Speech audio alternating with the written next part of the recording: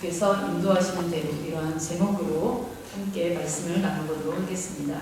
아직 가야 할 길이 남아있는 우리와 함께 하시는 임마누엘 하나님의 은혜가 오늘 우리의 예배 가운데 임재하셔서 큰 은혜 주시기를 기도합니다. 이제 옛날에 어떤 매우 친한 친구 2명이 살고 있었습니다. 이 2명의 친구가 어느 날 그들의 서로 앞날에 대해서 무엇을 하며 살아갈까 이런 것들을 이야기하면서 조용히 저녁에 강둑길을 걷고 있었습니다. 근데 한참을 걷다 보니까 이 두 갈래의 길이 이렇게 나오는 겁니다. 그래서 어느 길을 갈 건가 이렇게 서로 의논을 했는데, 한 길은 강둑을 따라 계속된 길로서 주변에는 과수원이 있고 산책하기에 아주 좋은 길이었습니다. 또 다른 한 길은 언덕 위로 난 길로서 올라가기에는 좀 버거워 보이기도 한, 그리고 언덕 위에서는 반짝이는 불빛만 보이는 그러한 길이었습니다. 두 친구는 어디로 갈 거냐 이렇게 의논을 했는데, 한 친구는 강둑을 따라 가겠다, 또 한 친구는 언덕에 난 길을 가겠다, 이렇게 서로 옥신각신하다가 그러면 각자가 가고 싶은 길로 가자.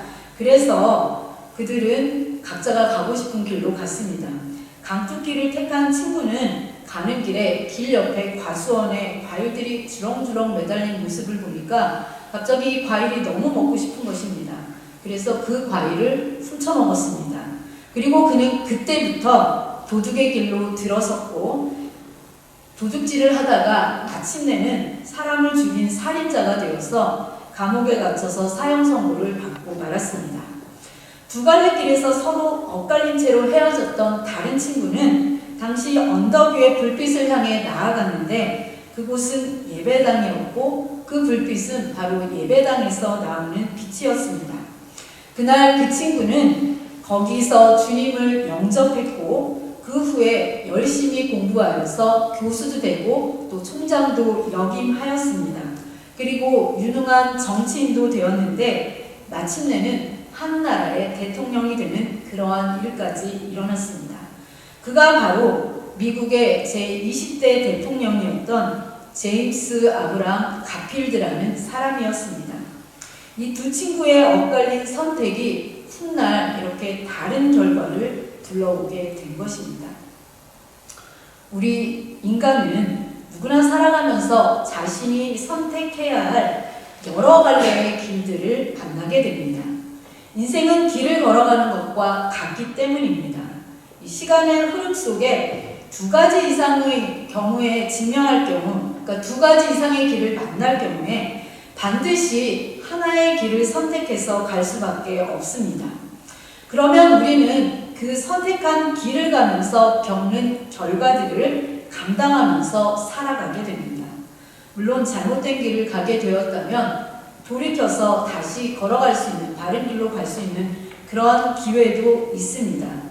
하지만 돌이킬 수 없는 길을 선택해야 할 상황에 직면한다면 어떻게 해야 합니까? 아마 현명하고 신중하게 어떤 길이 좋은 길일까, 바른 길일까, 이렇게 판단하려고 노력할 것입니다. 오늘 이스라엘 백성들은 광야 40년 동안 하나님의 구체적인 인도를 받아서 이 광야 길을 걸어갔습니다. 우리는 어떤 길을 걸어가고 있습니까? 하나님께서 이끄시는 길로 가고 있습니까? 아니면 내가 가고 싶은 길, 편한 길로 가고 있습니까? 우리가 지난주까지는 십계명에 대해서 살펴보았는데, 오늘은 출애굽기를 정리하면서 우리에게 남은 길을 어떻게 가는 것이 하나님의 뜻인지 말씀을 통해서 생각해 보겠습니다. 여러분이 구약성경이 39권인데, 이 구약성경에서 여러분이 생각하기에 가장 중요한 책을 선택하라면 어떤 책을 선택하시겠습니까? 사람마다 다를 수는 있지만 저는 출애굽기라고 생각합니다. 그래서 제가 이제 목회를 맡게 되면서 출애굽기를 지금까지 해왔었는데, 물론 천지 창조하셨다는 창세기 중요한 책입니다. 하지만 창세기도 왜 하나님이 이스라엘 백성을 출애굽시켜야 하는지 그 기원을 거슬러 올라가서 설명한 책이다, 이렇게 말할 수 있습니다. 레위기와 신명기는 출애굽기의 가장 중요한 사건인 시내산 계약에서 주신 십계명과 성막의 시행 세책을 자세하게 설명한 책이라고 할 수 있습니다. 예수님의 생애를 기록한 복음서들을 봐도 알 수 있듯이요, 다양한 의견이 있듯이 이 민수기는 출애굽기에 대한 다른 서술이다, 이렇게 말할 수 있습니다. 여호수아서는 어떻습니까? 이 출애굽기에서 주신 가나안 정복 사명을 잘 기록하고 있는 책이 바로 여호수아서라고 할 수 있습니다. 이 사사기에는 하나님의 백성인 이스라엘 백성이 자신들의 신분을 망각하고서 자기 멋대로 살았을 때에 필연적으로 일어나는 결과들을 다루고 있다, 이렇게 말씀드릴 수 있습니다. 사무엘서, 열왕기, 역대기, 그 밖의 예언서들은 이 출애굽 역사를 기억하면서 하나님과 동행하는 삶을 살아가라고 권면하고 있는 성경들입니다. 하나님이 이스라엘 백성을 출애굽시킨 이유, 무엇 때문일까요? 바로 하나님의 백성, 제사장 나라를 만들기 위함입니다. 하나님은 430년이나 노예로 고통받던 이스라엘 백성을 구출하여서 하나님의 백성으로 부르시면서 모든 피조물, 모든 나라를 대표하여서 하나님을 섬기는 백성으로, 나라로 세우셨습니다. 그래서 하나님은 아브라함을 불러주셨고 이삭과 야곱과 요셉 등으로 이러한 믿음의 조상들을 통해서 고난을 겪으면서도 지켜주시고 인도하시면서 연단시키셨습니다. 이스라엘 백성의 긴 세월 동안에 이집트 노예로 신음하게 하셨던 것도, 또 모세를 불러서 이 10가지 재앙과 홍해의 기적을 통해서 이스라엘 백성을 출애굽시킨 것도 모두 이스라엘 백성을 하나님의 백성, 제사장 나라로 부르기 위함이었습니다. 노예였던 이스라엘 백성들을요, 광야 한가운데서 시내산까지 인도하신 하나님께서는 시내산 계약을 통해서 그들을 제사장 나라로 부르시고 세우시고 훈련에 돌입하셨습니다. 그 훈련에 꼭 필요한 2가지를 주셨는데 그것이 바로 십계명과 성막입니다. 우리가 성막을 다루지는 않았지만 출애굽기 절반이 바로 이 십계명과 성막을 설명하는 데 할애하고 있고 성막의 완성으로 그 끝을 맺어가고 있습니다. 우리가 지난주까지 배운 십계명은 여러분이 잘 알듯이 2가지로 요약할 수 있는데, 첫째는 하나님 사랑, 둘째는 이웃 사랑입니다. 예수님께서는 이 2가지 계명이 온 율법과 선지자, 즉 구약 성경의 강령인 기본 뜻이라고 말씀하셨습니다. 그래서 구약의 모세오경, 십계명, 그것은 사랑, 그 사랑은 하나님 사랑, 이웃 사랑, 이것이 바로 예수님이 이해하고 우리에게 알려주신 십계명 정신입니다. 따라서 우리가 신앙생활을 한다는 것은 곧 사랑의 실천이다, 이렇게 말할 수 있습니다. 그러므로 참 신앙인은 참 사랑의 실천자다, 또 이렇게 정의할 수 있습니다. 어떤 사람이 좋은 신앙인입니까? 내가 좋은 신앙인지를 확인하는 길은 바로 참 사랑의 실천자인지를 확인해 보면 됩니다. 그런 사랑을 실천하여서 하나님 나라를 세워가는 저와 우리 교회, 그리고 여러분이 되었으면 좋겠습니다. 오늘 마지막 장인 40장은 계속해서 반복되는 말씀이 있습니다. 출애굽기 40장 16절, 19절, 21절, 23절, 25절, 27절, 29절 말씀에 기록되어 있는데 이 말씀입니다. 여호와께서 모세에게 명령하신 대로 되니라. 이 말씀이요, 무려 7번에 걸쳐서 계속 반복되고 있습니다. 모세가 하나님이 거하실 성막을 그곳에 계신 하나님의 명령대로 그렇게 만들었다고 말씀하고 있습니다. 이 모든 것이 하나님의 말씀대로 되어졌습니다. 그러면 이 성막은 어떠한 역할을 했기에 바로 그 광야에서 하나님은 성막을 지으라고 그렇게 명령하셨을까요? 세 가지로 생각해 볼 수 있는데요. 성막은 첫 번째, 이스라엘이 하나님을 만나는 곳이며 제사와 예배의 중심이었습니다. 두 번째는 이스라엘이 이동할 때에 앞서가는 인도자였습니다. 세 번째는 이스라엘이 머물렀을 때에 진의 중심에 위치했습니다. 그러니까 이스라엘이 하나님을 만나는 곳, 제사와 예배의 중심, 또 이스라엘이 길을 행할 때는 앞서 인도하는 것, 그리고 이스라엘이 머물러 있을 때는 그들의 중심 가운데 있는 것이 바로 성막이었습니다. 따라서 성막을 중심으로 이스라엘 백성들은 광야의 길을 걸어간 것입니다. 이 광야에서 이스라엘 백성은 성막이 이끄는 대로 그들의 길을 걸어갔습니다. 우리가 사는 세상도 광야다, 이렇게 비유합니다. 그래서 우리가 사는 세상 광야와 마찬가지라고 할 수 있습니다. 어디로 가야 할지 길이 안 보입니다. 무엇을 해야 할지 혼란스럽습니다. 하나님은 이러한 혼돈과 흑암, 그리고 길이 보이지 않는 그 세계에 빛을 비추라고 이스라엘 백성에게 성막을 짓게 하셨고, 오늘 우리에게는 교회를 주셨습니다.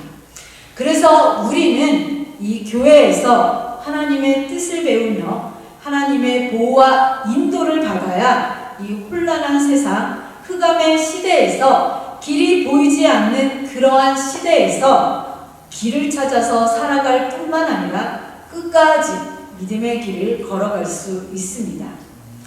공산국가 동독이요, 1985년도에 이 동베를린 장벽 근처에 세워진 화해의 교회를 안보상의 이유로 폭파시키고 무너뜨렸다고 합니다.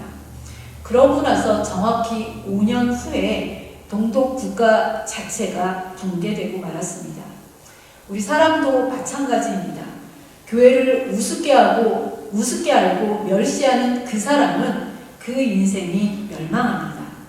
그러므로 교회를 주님의 몸으로 사랑하는 것이 우리 성도된 사람들의 1차적인 책임이고, 나아가 교회를 하나님이 기뻐하시는 교회로 세워가야 하는 책임이 또한 우리에게 있습니다. 이 교회는 우리가 세운 건물이 아닙니다. 교회는 하나님의 진리를 보존하고 그 진리를 가르치기 위해서 예수님이 피값을 치르고 사신 주님의 몸입니다. 하나님의 교회입니다. 교회는 하나님의 진리, 하나님의 말씀을 담는 그릇입니다. 그리스도의 생명과 부활의 능력이 흐르는 생명관입니다. 그래서 이 교회가 바로 서야 우리 사람이 바로 서고, 가정이 바로 살고, 또 사회와 국가가 바로 설 수 있습니다. 그러므로 우리 교회가 작다고 하여서 그 역할까지 작다고 생각하지 마십시오. 이곳은 하나님이 세우신 곳이고, 하나님이 계시기에 그 어떠한 교회보다도 큰 영향력을 나타낼 수 있는 교회가 바로 우리 교회입니다. 오늘 말씀해 보니까요, 이 성막, 곧 하나님의 집이 세워진 그날에 임한 하나님의 영광이 무엇인지에 대해서 출애굽기 40장 34절에 전하고 있습니다. 이 말씀 우리가 함께 한 목소리로 읽어보도록 하겠습니다. 시작! 구름이 회막에 덮이고 여호와의 영광이 성막에 충만하네.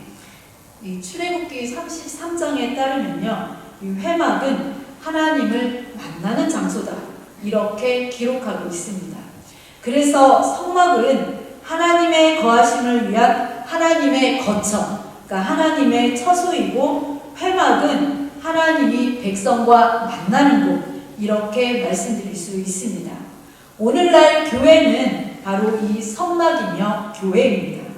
하나님은 땅 위에 거하실 처소를 가지고 계시는데 그것이 바로 교회입니다.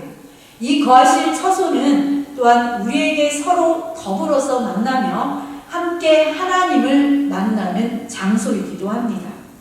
성경에서는 회막을 또 다른 이름으로 증거막이다, 이렇게 부르기도 했습니다. 그런데 그 회막에 구름이 내려와 덮었습니다. 하나님의 영광이 성막 전체에 가득했습니다. 그래서 오늘 말씀해 보니까 모세조차도 그 회막 안으로 들어갈 수 없었습니다. 이스라엘 백성은 그 모습을 두려움에 떨며 그 신비한 환상을 놀란 눈으로 바라볼 뿐이었습니다. 그런데 이 성막을 덮은 구름은 언제부터 있었을까요? 성막이 지어지면서부터 있었던 것이 아닙니다. 이미 출애굽을 하고 난 이후부터는 항상 이스라엘 백성들과 함께 했습니다. 출애굽기 13장 21절에서 22절 말씀 확인해 보도록 하겠습니다.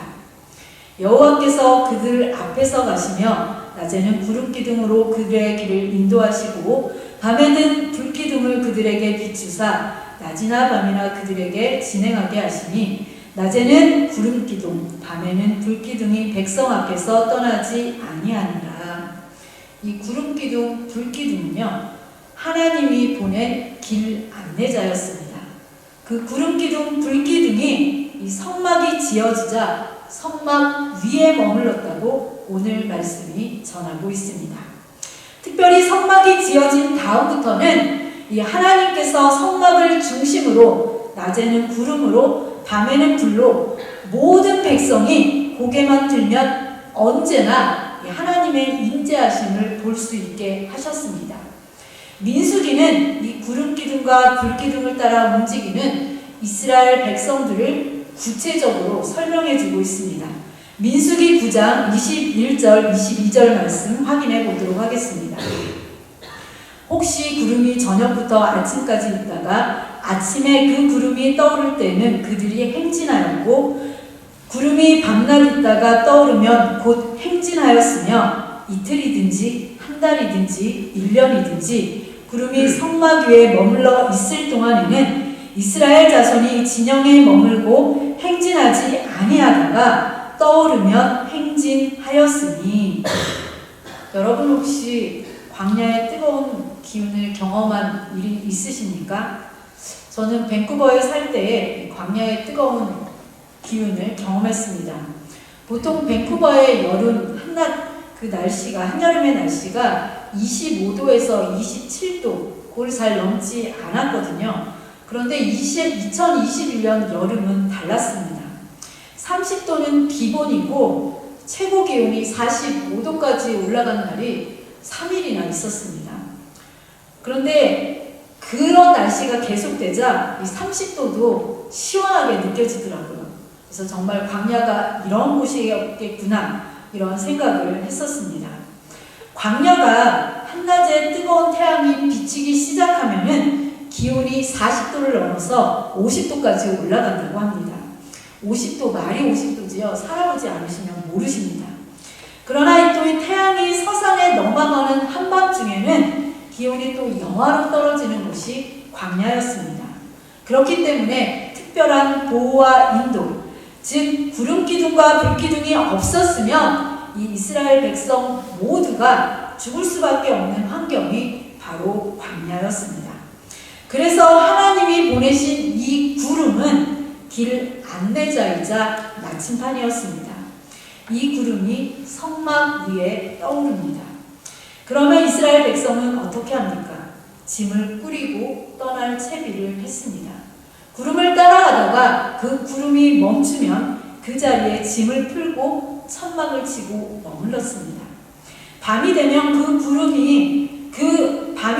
그 구름 가운데 불이 임해서 이스라엘 백성을 불빛으로 지켜주셨습니다. 그런데 이 진행하던 구름이 이렇게 머물렀던 그런 기간이 일정하지 않았다고 오늘 읽어드린 민수기 본문이 기록하고 있습니다. 이틀 만에 움직이기도 했고 또 일주일, 때로는 한 달, 어떤 때는 1년 내내 움직이지 않을 때도 있었습니다. 이스라엘 백성들은 무조건 그 기간에 맞추어서 움직였습니다. 여러분이 지금 이스라엘 백성과 함께 광야에 있다고 생각해 보십시오. 그때나 지금이나 짐을 싸는 것이 번거롭고 힘든 일입니다. 우리 모두 이사를 해보셔서 아시지 않습니까? 짐을 싸고 푸는 일이 생각보다 쉽지 않습니다. 며칠을 걸어서 피곤한 몸을 이끌고 어떤 곳에 도착했습니다. 바로 엘림 같은 곳입니다. 제법 나무도 있고요, 오아시스도 있었습니다. 그런 곳에 가니까 오래 머물고 싶었습니다. 그런데 이게 웬일입니까? 이틀이 지나서 아침에 성막을 바라보니까 구름이 움직이기 시작했습니다. 그러니 싫지만 짐을 살 수밖에 없었습니다. 반대의 경우도 있었습니다. 도무지 머물 곳 같은 곳이 아니었습니다. 바로 무리바와 같은 곳이었습니다. 물도 없이 황량하고 이민족들이 자주 출몰하는 그러한 곳이었습니다. 보다 안전하고 쾌적한 곳으로 가고 싶었는데 이 구름이 도무지 움직일 생각을 하지 않았습니다. 그러면 아무리 환경이 어려워도 다른 곳으로 갈 수 없었습니다. 아마 몰라도 이스라엘 백성 중에 많은 사람들이 그 구름이 움직이는 대로 가는 것에 반발하고 불평하던 그런 사람들도 있었을 것입니다. 그러나 그 광야에서 구름을 따라가지 않으면 살 수 없다는 것을 알았기에 불평스러워도 구름을 따라갈 수밖에 없었습니다. 그래서 이스라엘 백성들은 아침에 제일 먼저 일어나서 하는 일이 성막 위의 구름을 살피는 일이었습니다. 그것이 바로 하나님이 원하시는 일이었습니다. 구름을 통해서 하나님의 지시를 확인하고 따르는 일입니다. 그래야 그들이 광야에서 살 수 있었습니다. 이 이스라엘 백성을 인도하던 구름 기둥과 불 기둥은 곧 오늘의 성령입니다. 우리도 이스라엘 백성들처럼 매일매일 성령의 인도를 받아야 살아갈 수 있습니다. 그래야 이 광야 같은 세상, 온갖 위험과 유혹이 지뢰처럼 곳곳에 있는 세상에서 살아남을 수 있습니다. 로마서 8장 14절 말씀, 이 말씀 함께 읽어보도록 하겠습니다. 시작. 무릇 하나님의 영으로 인도함을 받는 사람은 곧 하나님의 아들이라. 이스라엘 백성이 매일 아침 일어나 이 성막을 살폈듯이, 성막의 구름을 살폈듯이 우리도 매일 성령의 인도를 받아야 합니다. 그래야 노예였던 이스라엘 백성들이 존귀한 하나님의 백성, 제사장 나라가 되었듯이 사탄의 아래에서 영향을 받으면서 살아가는 우리가 하나님의 거룩한 자녀, 하나님의 영광스러운 자녀가 되는 길입니다. 이 성령의 인도를 어떻게 하면 받을 수 있을까요? 바로 기도와 말씀을 통해서입니다. 기도를 통하여 하나님과 교제하고 교통할 수 있습니다. 말씀을 통하여 하나님의 뜻을 알 수 있습니다. 시편 119편 105절 말씀 저 앞에 있는데 이 말씀도 함께 교독하도록 하겠습니다. 시작. 주의 말씀은 내 발의 등이요 내 길의 빛이니이다. 네, 다윗의 고백입니다. 그렇지만 이 고백은 우리의 고백이 되어야 합니다.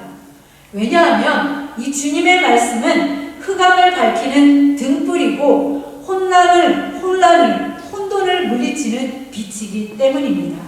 그래서 우리는 반드시 기도와 말씀을 병행해야 합니다. 우리의 조급한 마음, 분주한 마음을 가라앉히고 우리 마음의 중심을 하나님께 맞추시고요. 성령님이 우리에게 말씀하실 때까지 기다려 보십시오. 그리고 우리 마음에 감동을 주시면 그것이 하나님으로부터 내려온 메시지인지를 점검해야 합니다. 사도 요한은 다음과 같이 우리에게 당부하고 있습니다. 요한일서 4장 1절 말씀입니다. 이 말씀도 함께 읽도록 하겠습니다. 시작. 사랑하는 자들아, 영을 다 믿지 말고 오직 영들이 하나님께 속하였나 분별하라. 많은 거짓 선지자가 세상에 나왔습니다. 어떻게 영들을 분별할 수 있을까요? 첫 번째는 우리 마음에 주신, 내 마음에 주신 감동이 성경과 일치하는지 확인하는 일을 반드시 하셔야 합니다. 요한일서 4장 2절에서 3절 보면 어떤 것이 하나님의 뜻인지 여부를 확인할 수 있도록 우리에게 알려주는 말씀이 있습니다. 여러분이 이 말씀은 집에 가서 확인해 보십시오. 그러므로 기도와 말씀을 반드시 병행해야 합니다. 두 번째는 우리에게 주신 이 마음이 메시지가 사랑을 키우는 것인지 반드시 확인해야 합니다. 왜냐하면 하나님은 사랑이시기 때문입니다. 그러므로 사랑 안에 거하는 자들은 하나님 안에 거하고 하나님도 그 안에 거하신다고 요한일서 4장 16절에 우리에게 권면하고 있습니다. 세 번째는 우리에게 주신 마음이 덕을 세우고 위로하고 격려하는 것인지 반드시 확인해야 합니다. 고린도전서 14장 3절에 이 말씀이 기록되어 있습니다. 자신이 받은 계시가요, 사람들 사이에 분란을 일으키고 마음을 상하게 하는 것이라면 아무리 신비한 상황에서 체험한 것이라 할지라도 그것은 하나님으로부터 온 것이 아닙니다. 네 번째, 우리가 받은 메시지를 가지고 어떤 결정을 내렸을 때에 하나님의 평강이 있는지 반드시 확인하셔야 합니다. 이 말씀은 골로새서 3장 15절에 확인하라고 말씀하고 있습니다. 나의 희생과 헌신을 요구하는 계시를 받았을 때에 마음이 평안하다면 그것은 하나님으로부터 온 계시가 맞습니다. 그런데 그 계시가 마음이 불안하고 왠지 안 땡긴데 안 하면 큰일 날 것 같은 그런 마음이 있다면 그거는 하나님으로부터 온 계시가 아닙니다. 하나님이 우리에게 주시는 마음은 평강이기 때문입니다. 하나님은 분명한 의도를 가지고 구름을 움직이십니다. 그러므로 하나님의 뜻이 무엇인지 감지하는 영적 통찰력을 가지고서 하나님의 뜻이라는 것이 분명해졌다면 무조건 순종하는 태도로 살아가십시오. 그럴 때 하나님으로부터 응답이 없는 것 같은 그때라도 아무리 복잡하고 혼란한 현대 이 사회에서라도 하나님의 인도를 따라서 우리의 길을 걸어갈 수 있습니다. 결론의 말씀입니다. 우리는 아직도 가야 할 길이 남아 있습니다.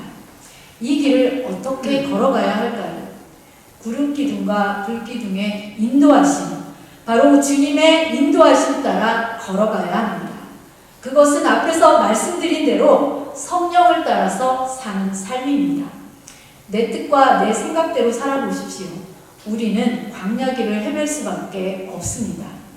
우리의 나침판이신 주님의 말씀을 따라 하루하루 살아가다 보면 우리가 가야 할 새로운 길, 생명의 길을 따라서 걸어갈 수 있습니다. 우리가 걷는 그곳마다 함께 하시는 하나님도 경험할 수 있습니다. 우리가 걷는 이 길에서 함께 하시는 하나님 나라를 경험하며 끝까지 우리가 가야 할 길을 믿음으로 뚜벅뚜벅 걸어가시는 저와 여러분 되시기를 간절히 소원합니다.